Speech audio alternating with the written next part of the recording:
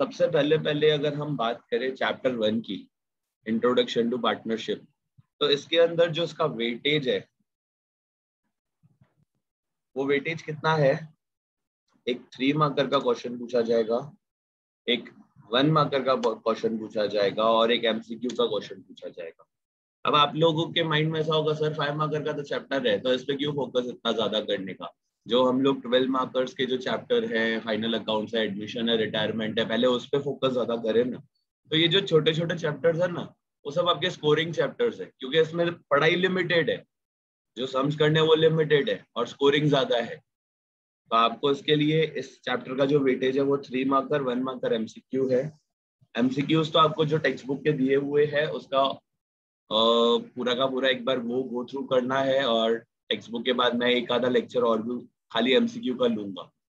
सो हम लोग स्टार्ट करते हैं चैप्टर के इंट्रोडक्शन से। सी, ये चैप्टर के अंदर आपने इंट्रोडक्शन टू पार्टनरशिप, ये जो आपका है, इसमें आपने पढ़ा क्या?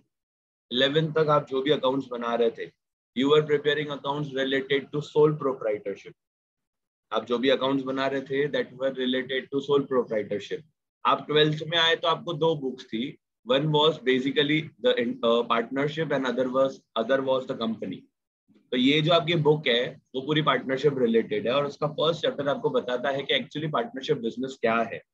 तो उसमें आपको ये सब चीजें बताई हुई है कि पार्टनरशिप क्या होता है, पार्टनरशिप डीड क्या होता है, पार्टनरशिप पे कौन कौन से मेथड होते हैं, देन पार्टनरशिप के अंदर क्या क्या किस तरह से कैलकुलेशंस की जाती है, जैसे इंटरेस्ट ऑन ड्राइंग्स है, कमीशन है।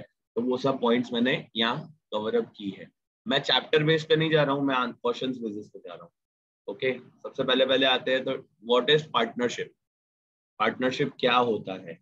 तो according to Indian Partnership Act 1932, keep this year in your mind, Indian Partnership Act 1932 and Indian Companies Act 1956, ये 2 ईयर याद रखना, एक 1932 एक 1956।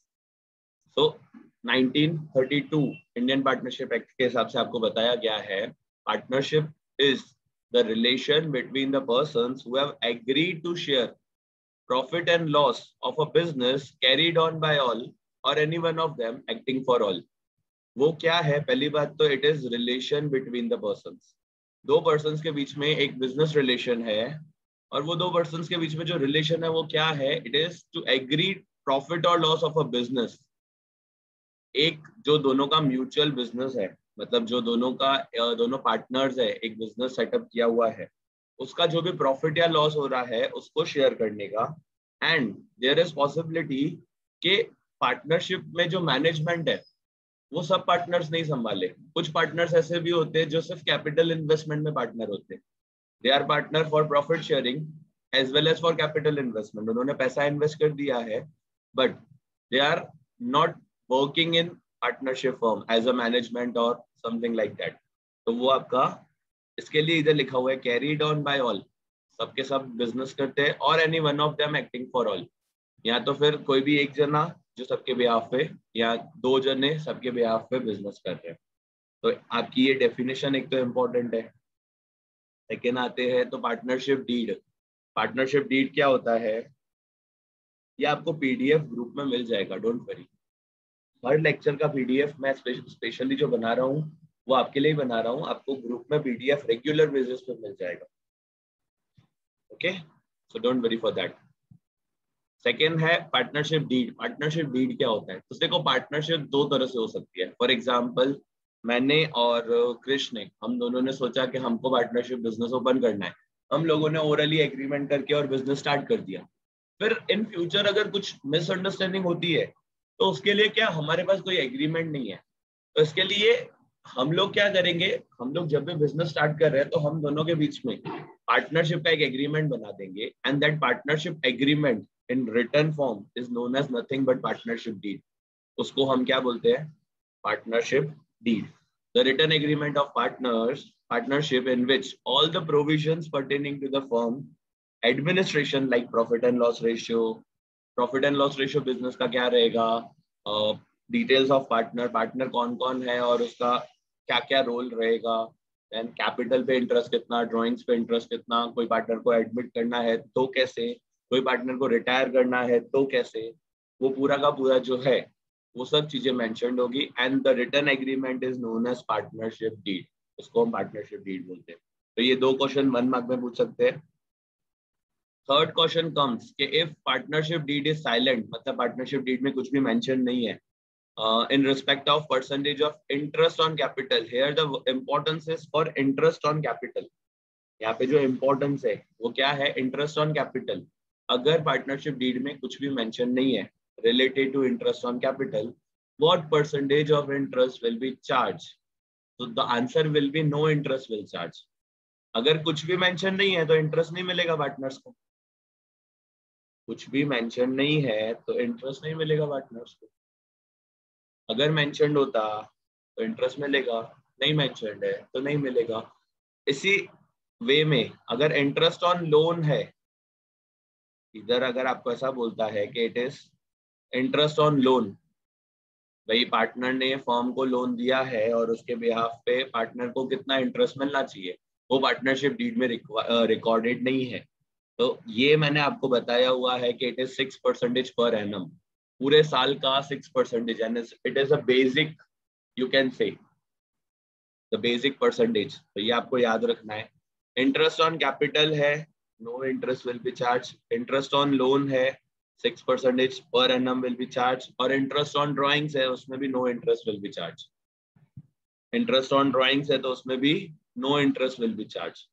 सिर्फ और सिर्फ इंटरेस्ट ऑन लोन पे ही चार्ज होगा। तो क्वेश्चन ध्यान से पढ़ना, जब भी एग्जाम में क्वेश्चन आता है स्टूडेंट फटाफट करके एमसीक्यू में ये ज्यादातर क्वेश्चन पूछा जाता है।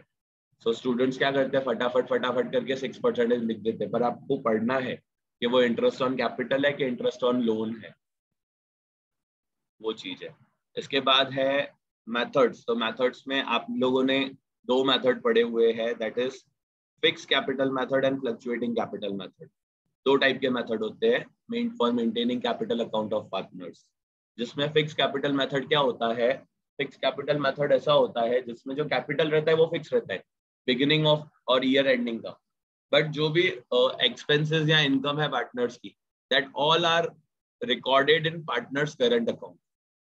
जबकि फ्लक्चुएटिंग कैपिटल मेथड में all the income and expenses of partners are recorded in partners capital account. उसमें 2 ही अकाउंट बनेंगे, एक प्रॉफिट एंड लॉस एप्रोप्रिएशन और एक पार्टनर्स कैपिटल। जबकि फ्लक्चुएटिंग और फिक्स कैपिटल मेथड होगा तो उसमें 3 अकाउंट बनाने हैं। कौन कौन से, पार्टनर्स कैपिटल, पार्टनर्स करंट और profit and loss appropriation. Partners capital, partners current और प्रॉफिट एंड लॉस एप्रोप्रिएशन। तो ये अब जो 7 क्वेश्चंस मैंने आपको ये बताए, दे आर बेसिकली 1 मार्कर, या आपको एमसीक्यूज में ज्यादातर ये पूछा ही जाता है। इसके अलावा भी पूछ सकते हैं, बट ये बेसिक जो फ्रीक्वेंट आस्किंग क्वेश्चंस है वो है। बाकी आप टेक्स्ट बुक रेफर करोगे तो टेक्स्ट बुक के पीछे दिए हुए ही है ऑलरेडी। तो इसमें किसी को कोई डाउट है, इसमें किसी को कोई डाउट है?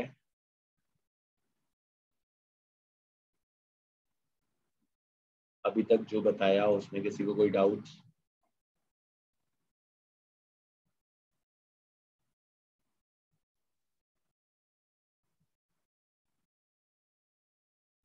No, okay, so we are going ahead. अब आपकी कुछ इंपॉर्टेंट पॉइंट्स है जो आपको मैंने जब स्टार्ट करवाया था चैप्टर तभी बताई थी, अभी वापस एक बार रिमाइंड करवा रहा हूँ। सबसे पहली पॉइंट है इंटरेस्ट ऑन ड्राइंग्स की। इंटरेस्ट ऑन ड्राइंग्स में क्या होता है, अगर partner monthly equal amount withdraw कर रहा है, इक्वल अमाउंट विड्रॉन मंथली, तो इंटरेस्ट ऑन ड्राइंग्स का कैलकुलेशन चेंज हो जाता है।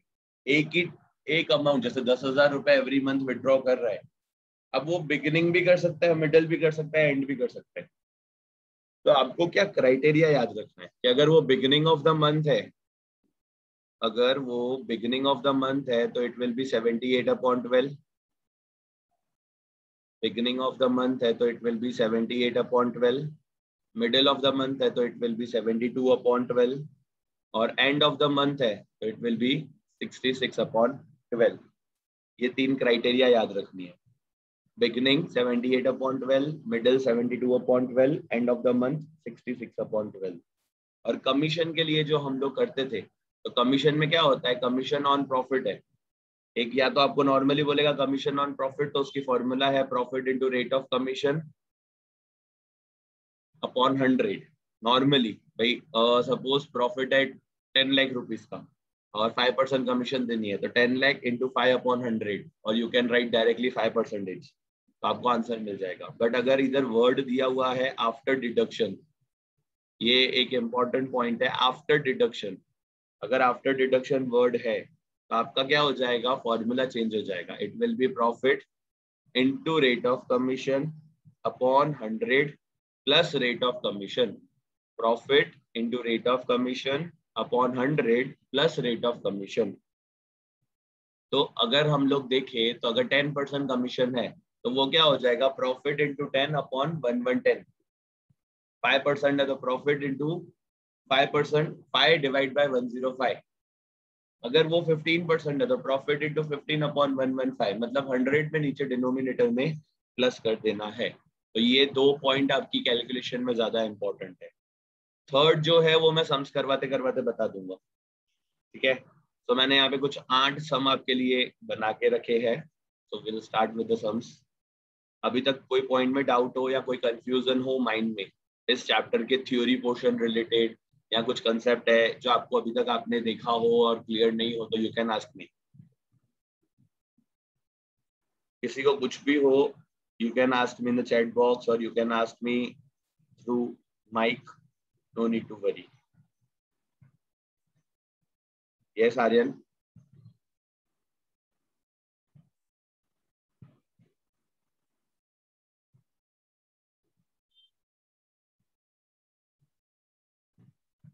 आफ्टर डिडक्शन वाला, आफ्टर डिडक्शन में क्या है, see commission on profit after deduction of such commission. इसमें ऐसा है कि सपोज मैं इधर आपको लिख के ही दिखा देता हूँ। सपोज प्रॉफिट जो है आपको बता रहा है 55,000 का प्रॉफिट हुआ है, रेट ऑफ कमीशन जो है इट इज 10%। तो आप क्या करोगे, फॉर्मूला लगाओगे, commission equals to 55,000 into 10 divide by 100 plus 10। मतलब आपका अगर हम नॉर्मली कैलकुलेशन देखना जाए तो it will B 55,000 into 10 divide bye 110, तो आंसर विल बी योर 5,000। ये यहाँ पे है ना, हमने 110 इसके लिए लिया क्योंकि इधर वर्ड दे रहा है आफ्टर डिडक्शन। आफ्टर डिडक्शन में होता क्या है, we assume that profit is 100, 10% commission देनी है मैनेजर को और पार्टनर को, तो जो हम लोगों का टोटल अमाउंट अभी बचा है दैट इज टोटल 110। तो 110 के सामने अगर 55,000 है तो 10 के सामने कितना, तो that comes to 5,000 and that is the commission of manager और पार्टनर। एंड बाकी जो बचेगा 50,000 that will be distributed among partners in their profit and loss ratio, in their profit and loss ratio. Clear, ये point clear हुई। आगे सम लिया है मैंने इसका भी, those who are having doubts, okay, so we are coming to the sums। 3 marker के sums इसमें से आपको पूछे जाते हैं, and as per the new paper style probably there will be 2 sums related to this। First chapter के 2 सम आते हैं, so it's good thing if you cover both that sums। so अगर आपको दोनों आते हैं तो दोनों इसके ही अटेंड कर लेना, that will be good for you। जो न्यू पेपर स्टाइल है उसके बेसिस पे बता रहा हूँ। सबसे पहला क्वेश्चन आपको जो मैंने यहाँ पे लिख के रखा है, that is 2 partners A and B were having A B firm, A withdraws 2,000 per month. A ने विड्रॉ किया 2,000 per month in the beginning of each month. उसने क्या किया, पूरे हर महीने के पहली तारीख को 2,000 रुपए विड्रॉ करना चालू किया। And while B withdraw in total, see here the words change। यहाँ पे आपको टोटल बताया है पूरे ईयर का कितना है उसका 36,000, और यहाँ पे आपको मंथली मैंने दिया है, मंथली 2,000 रुपीज है, पूरे ईयर का 36,000 है। ए और बी का अलग अलग करके दिया है। तो आप क्वेश्चन में पढ़ना कि आपको क्या दिया है, इधर पर मंथ दिया है, इधर टोटल 36,000 है, और उसके बारे में आगे बताया हुआ है equal amount per month at the end of each month. यहाँ पे बिगिनिंग है और यहाँ पे नीचे एंड ऑफ ईच मंथ है। आपको बोल रहा है calculate interest on drawings at 15 if the rate of interest is 15% per annum calculate interest on drawings. आपको इंटरेस्ट ऑन ड्राइंग्स कैलकुलेट करना है। तो सबसे पहले हम क्या करेंगे, हम इधर लिख देंगे ए, यहाँ मैं लिख देता हूँ सॉल्यूशन।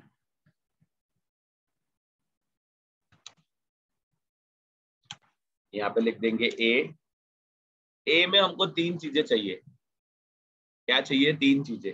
एक तो monthly drawings,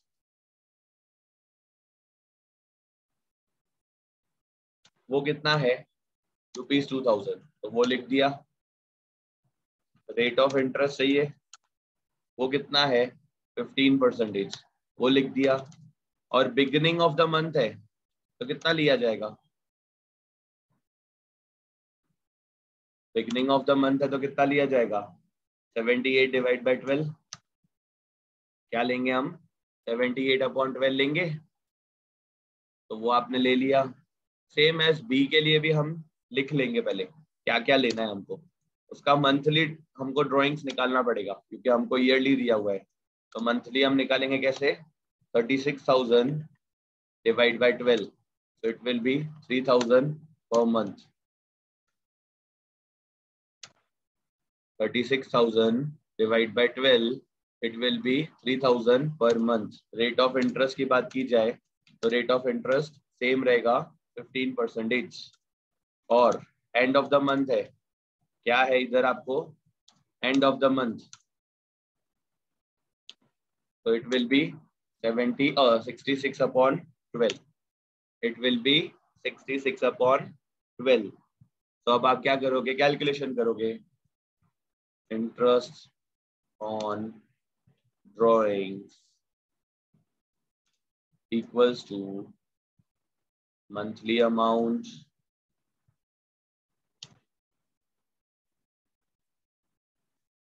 into rate of interest into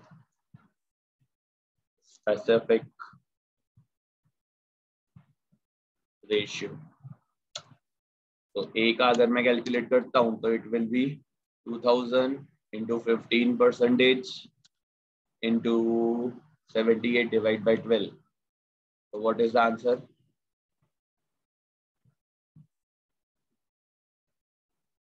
क्या है आंसर?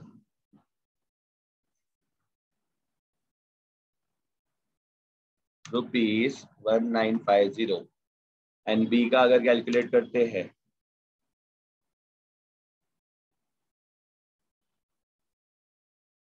बी का अगर कैलकुलेट करते हैं तो it will B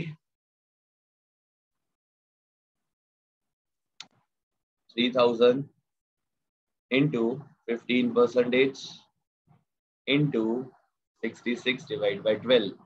So answer will be rupees, कितना आ रहा है? 2475 रुपीज 2475 2475। तो बस आपको ये कैलकुलेट करना है और ये कैलकुलेट करोगे तो आपकी 3 मार्क पक्की।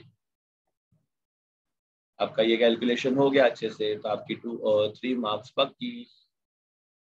तो ये फर्स्ट आपका सम था। इसको सॉल्यूशन को मैं बोल्ड कर देता हूँ तो आपको अच्छे से पता चले कि ये सॉल्यूशन है। ओके, नीचे आ जाते हैं।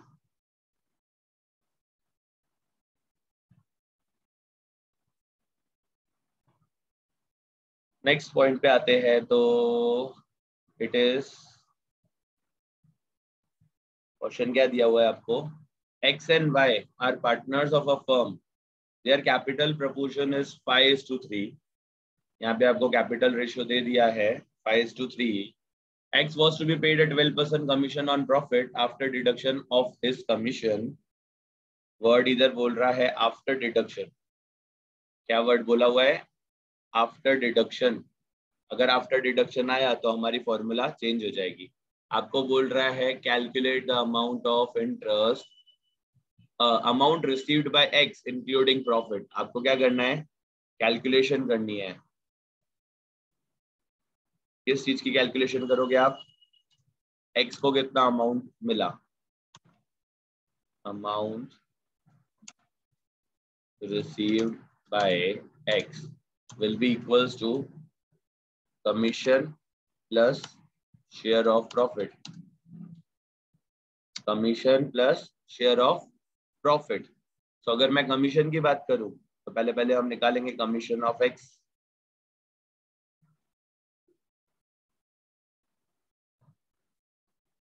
कमीशन ऑफ एक्स की अगर हम बात करते हैं तो it will be what, profit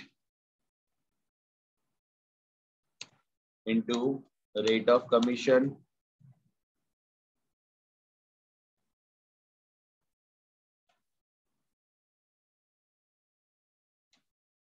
divide by 100 plus rate of commission. Profit into rate of commission divide by 100 plus rate of commission. So it will be 44,800 into 12 divide by 112. So answer will be how much? Answer क्या आ रहा है आपका?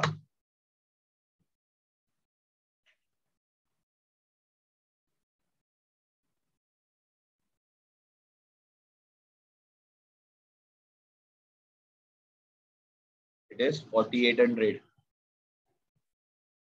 It is rupees 4,800.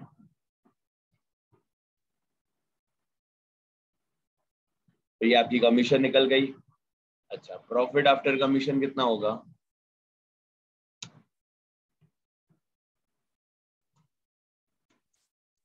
Profit after commission 44,800 minus 4,800 equals to rupees 40,000.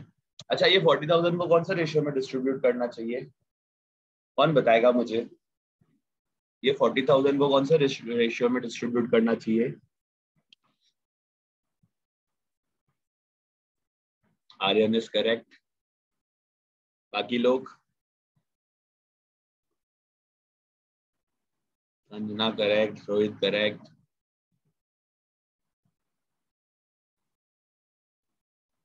नहीं. Simran, think of it. हम लोग distribute करेंगे ये profit को इक्वल रेशियो में, क्योंकि इधर आपको कैपिटल प्रपोर्शन दिया हुआ है but profit and loss ratio नहीं दिया हुआ है. तो प्रॉफिट एंड लॉस रेशियो जब भी नहीं दिया हो तो we assume that profit and loss ratio is equal. तो वो इक्वल बेसिस पे share of profit of X निकालेंगे. Share of profit of X निकालेंगे. That will be 40,000 into 1 divide by 2 and that will be rupees 20,000. So total amount अगर हम calculate करें, total amount of x, it will be 40,000, oh sorry, 20,000 plus 4,800. So it will be rupees 24,800. It will be rupees 24,800. Yes, Nita, क्या doubt है?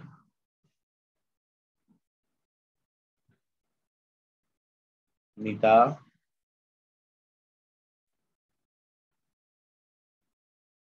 Okay, no issue. यहाँ ये दोनों sum clear? First second सबको clear? Anyone has any kind of doubt in first और second sum? Thumbs up और high five दो ही चीजें अपने पता चल जाता है उससे. कोई डाउट हो तो पूछ सकते हो.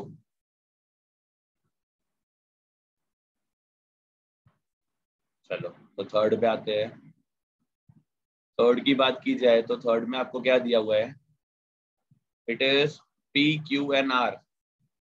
Our partners sharing profit and loss in 2:1. Manager M is to be paid commission of 10% on profit after deduction of his commission. Manager को 10% कमीशन देनी है. आपको एक पार्टनर का शेयर दे दिया है प्रॉफिट का. तो हम लोग क्या करेंगे? इसका कैलकुलेशन करेंगे. Solution will be like this. पहले हम क्या कर देंगे, तीनों पार्टनर्स का नाम लिख देंगे, P Q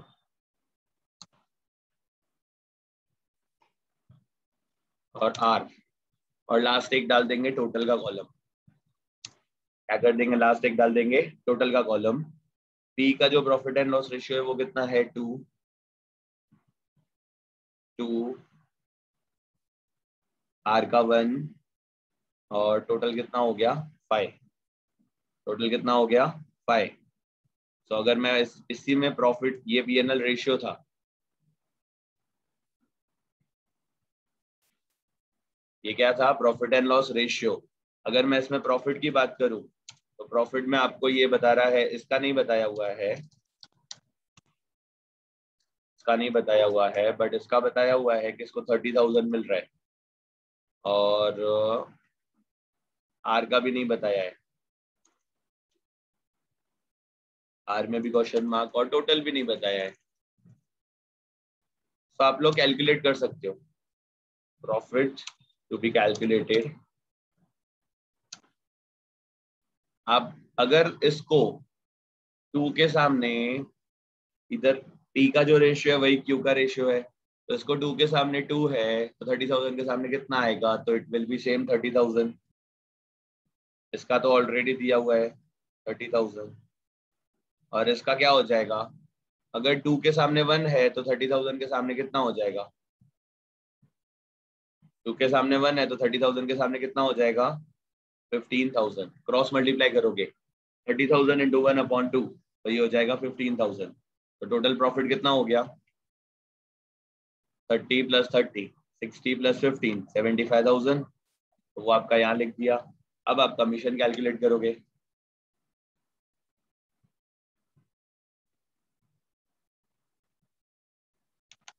commission of manager, it will be what, profit into rate of commission, क्योंकि ये प्रॉफिट ऑलरेडी डिस्ट्रीब्यूटेड था, डिविजिबल नहीं था, डिस्ट्रीब्यूटेड था, divide by 100, so that will be 75,000 into 10, कितना है 10% है ना, into 10 divide by 100, so your answer will be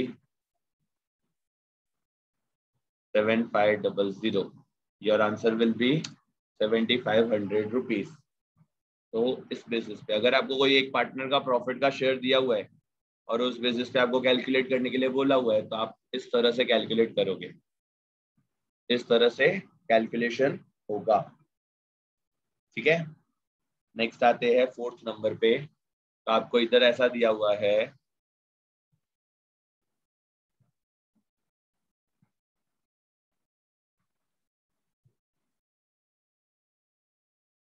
ten plus नहीं होगा, क्योंकि इधर आपको प्रॉफिट कौन सा दिया हुआ है, डिविजिबल वाला नहीं दिया हुआ है ना। डिविजिबल प्रॉफिट दिया हुआ हो ना, ये तो डिस्ट्रीब्यूट हो चुका था। जैसे मैंने आपको बताया कि प्रॉफिट क्या था, ऑलरेडी डिस्ट्रीब्यूटेड था। ये जो प्रॉफिट था, अब अगर आप इसको बिफोर कमीशन निकालोगे तो इट विल बी व्हाट, 82,500, 75,000 + 7,500। और आप 82,500 अगर आपको दिया होता तब इंटू 10/110 करना है।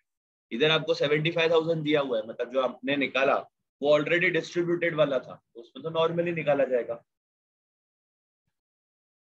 ठीक है, क्लियर, जिसने डाउट पूछा क्लियर हुआ, और स्टिल कंफ्यूज्ड, जल्दी, ओके। इधर आ जाते हैं, तो इधर का जो आपका ये रहेगा, उसमें आपको क्या बोला, D E and F R partners in a firm, D receives half the share of F while E receives 4 times the share of D. If the profit of the firm is 1,40,000, find the profit of each partner. D का share जो है वो आधा है, किससे, F से। F का जो भी शेयर होगा उसका हाफ D का शेयर होगा। मतलब मैं ऐसा बोल सकता हूं, अगर मैं इसको कैलकुलेट करूं, D, E और F, तो मैं हम लोग ऐसे बोल सकते हैं कि प्रॉफिट एंड लॉस रेशियो जो रहेगा, क्वेश्चन ध्यान से पढ़ना क्या बोला हुआ है, D receives half the share of F। तो अगर D को 1 मिल रहा है तो F को कितना मिलेगा, उसका डबल। क्यों? क्योंकि जितना F को मिल रहा है उसका आधा D को मिल रहा है। या तो आप F को 1 अज्यूम करोगे तो D को 0.5 अज्यूम करना पड़ेगा, या तो आप F को 2 अज्यूम करोगे तो D को 1 अज्यूम करना पड़ेगा। मैं पहले D के अजम्पशन से चल रहा हूँ कि अगर D को 10 रुपए मिल रहे हैं तो F को उसके डबल मतलब 20 रुपए मिलेंगे। बट इधर आपको डबल वर्ड नहीं बोला है, इसमें आपको रिवर्स बोला है, रिसीव्स हाफ द शेयर। तो ये अगर F को 20 रुपए मिल रहे हैं तो उसका हाफ मतलब D को, तो D को कितना मिलेगा, 1 रुपीज। तो वो हमने ले लिया। और E के बारे में क्या बोला है, E receives the share 4 times the share of D। तो D को अगर 1 रुपए मिल रहा है तो E को कितना मिलेगा, E को अगर 1 रुपए मिल रहा है तो E को कितना मिलेगा, 4 रुपीज। तो आपका ये क्या हो गया, टोटल आपका टोटल कितना हो गया, 1 4 और 2 टोटल इज 7। 1 4 और 2 टोटल इज 7। तो आप उसको क्या करोगे, डिस्ट्रीब्यूट करोगे, profit distribution. It will be like this, 1,40,000 into 1 divided by 7. So it comes to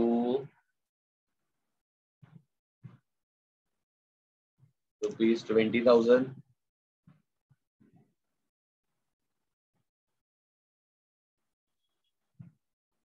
यहाँ पे आ जाते हैं तो 1,40,000 into 4 divided by 7.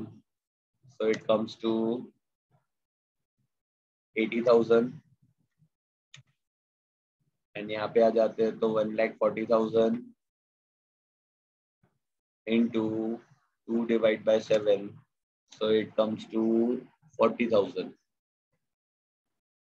और टोटल आपका जो था वो टोटल पूरा हो गया।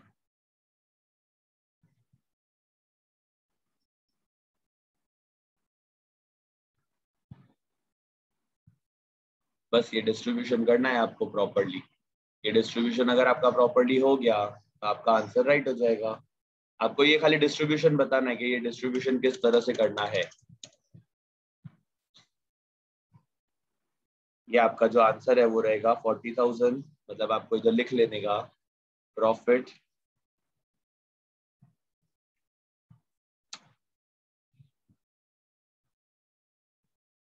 distributed, it will be D rupees 20,000, E rupees 80,000 and F rupees 40,000। ये तीनों का डिस्ट्रीब्यूशन हो गया। यहाँ तक क्लियर? ये 4 सम में अभी तक किसी को कोई डाउट है? ये जो 4 सम्स करवाए हैं अभी तक किसी को कोई डाउट है? यस और नो? नो कुछ डाउट हो तो ये कहना चाहिए। मैं बहुत सिंपल फ्लो में चल रहा हूँ, स्लोली बट अच्छे से समझ आना चाहिए, क्योंकि वो भगा के बस कंप्लीट करने के लिए कंप्लीट नहीं करना है, आपके माइंड में एकदम क्लियर होना चाहिए, उस बेसिस पे कंप्लीट करना है। प्लस आपको आज जो काम होमवर्क मिलेगा, होमवर्क मतलब